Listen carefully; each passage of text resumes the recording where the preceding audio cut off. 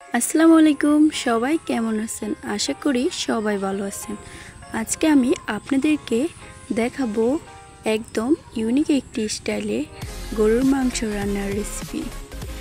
এইভাবে যদি আপনারা গরুর মাংসটি রান্না করেন তাহলে এর স্বাদ হবে দ্বিগুণ। চলুন শুরু করা যাক। আমি এখানে নিয়ে নিয়েছি প্রায় 2.5 কেজির মতন মাংস। মাংসগুলোকে ধুয়ে পানি ঝরিয়ে আমি দিয়ে দিচ্ছি স্বাদ মতো লবণ।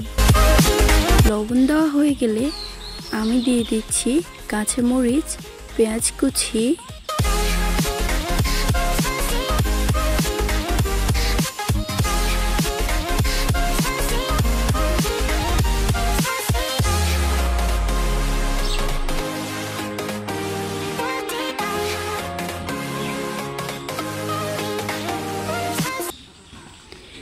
মরিচ, পেঁয়াজ কুচি দেওয়া হয়ে গেলে আমি দিয়ে দিচ্ছি হলুদের গুঁড়া। হলুদের গুঁড়াগুলো হলুদের রং অনুযায়ী আপনারা মাংসের সাথে ইউজ করবেন। যদি কালারটা একটু বেশি হয় তাহলে কম পরিমাণে দিবেন। আমার এখানে কালারটা একটু কম আসার কারণে আমি একটু বেশি পরিমাণে হলুদের গুঁড়া দিয়ে দিচ্ছি। দেওয়া হয়ে গেলে আমি দিয়ে দিচ্ছি মরিচের গুঁড়া। আমি যেহেতু কাঁচা মরিচ ব্যবহার করেছি তাই আমি লাল মরিচের গুঁড়া একটু কম পরিমাণে দিচ্ছি। হলুদ মরিচ দেওয়া হয়ে গেলে আমি এখানে দিয়ে দিচ্ছি ধনিয়ার গুঁড়া, দিয়ে দিচ্ছি গরুর মাংসের রাঁধুনি মশলা। এখন দিয়ে দিব গরম মশলা,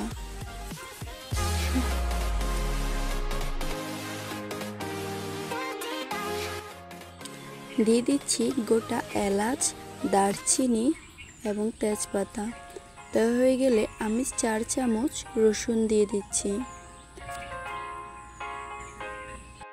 আমার রসুনটি দেওয়া হয়ে গেছে।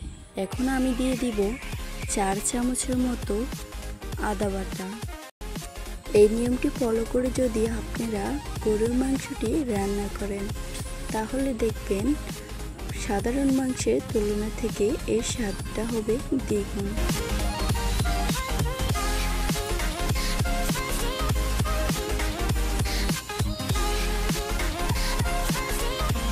সবগুলোকে আমি এখন মিক্স করে নিচ্ছি। ভালোভাবে মিক্স করতে হবে যাতে করে মাংসের কোনো অংশ বাদ না পড়ে যায়।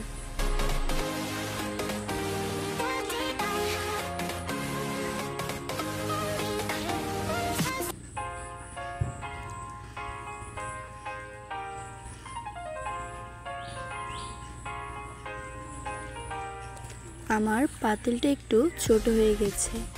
আপনারা চাইলে আরও একটি বড় পাতিলে নিয়ে মাখিয়ে নিতে পারেন।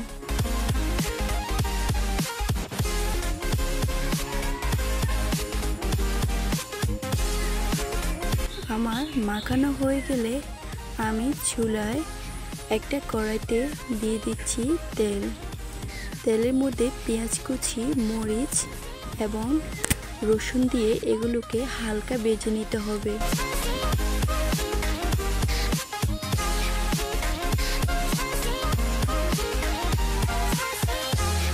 হালকা ভাজা হয়ে গেলে আমি এখানে দিয়ে দিচ্ছি মিক্স করে রাখা গরুর মাংসটি। মাংসগুলোকে ভালোভাবে নেড়ে চেড়ে তেলের সাথে মিক্স করে নিতে হবে।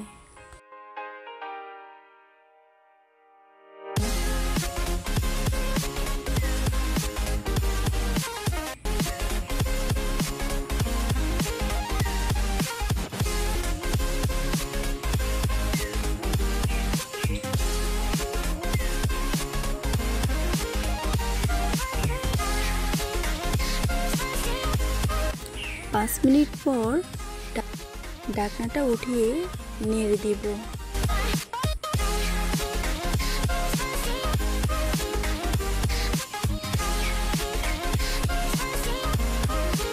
নাড়া হয়ে গেলে আবারও ঢাকনা দিয়ে দিচ্ছি। আবারও ঢাকনা উঠিয়ে নেড়ে দিব। আমি এখানে কোনো পানি ইউজ করিনি। দেখেন মাংস থেকে কতগুলো পানি বের হয়ে গেছে।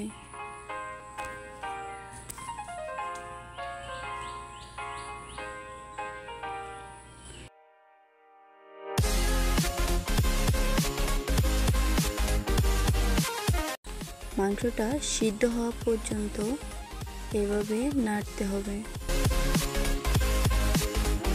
দেখেন কি সুন্দর কালার এসেছে।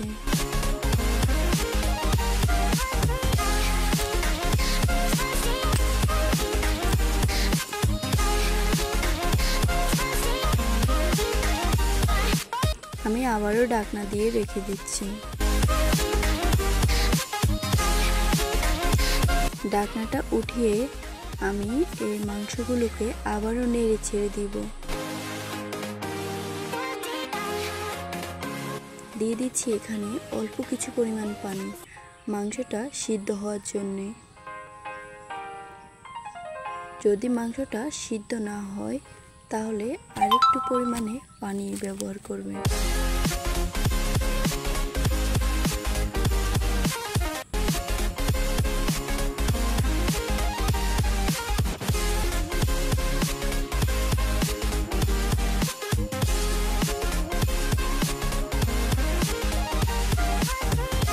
আমি মাংসটাকে নেড়ে ছেড়ে দেব।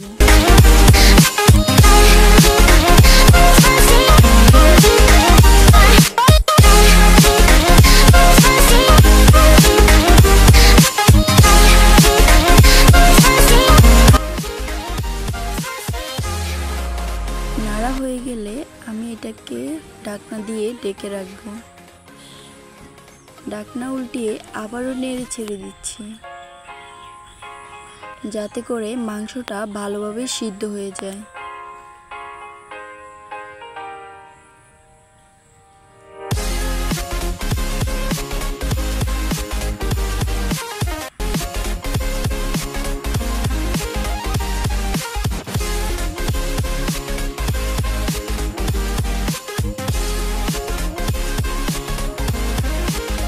যেহেতু আমার মাংসটা এখনো ভালোভাবে সিদ্ধ হয়নি, তাই আমি এখানে আরো কিছু পরিমাণ পানি অ্যাড করে দিচ্ছি।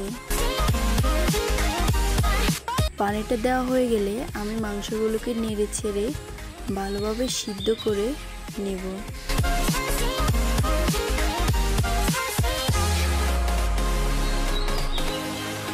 আমার মাংসটা হয়ে গেছে। এখন চুলা থেকে নামিয়ে আপনাদেরকে দেখাচ্ছি এটা দেখতে কীরকম হয়েছে। আমি আপনাদের সাথে একটা সিক্রেট শেয়ার করি। পুরো মাংসের রেসিপিটা ছিল আমার বাবার হাতে। আমার বাবা ভালো রান্না করতে পারে, যার জন্য আমি আমার বাবার হাতের এই রান্নার রেসিপিটা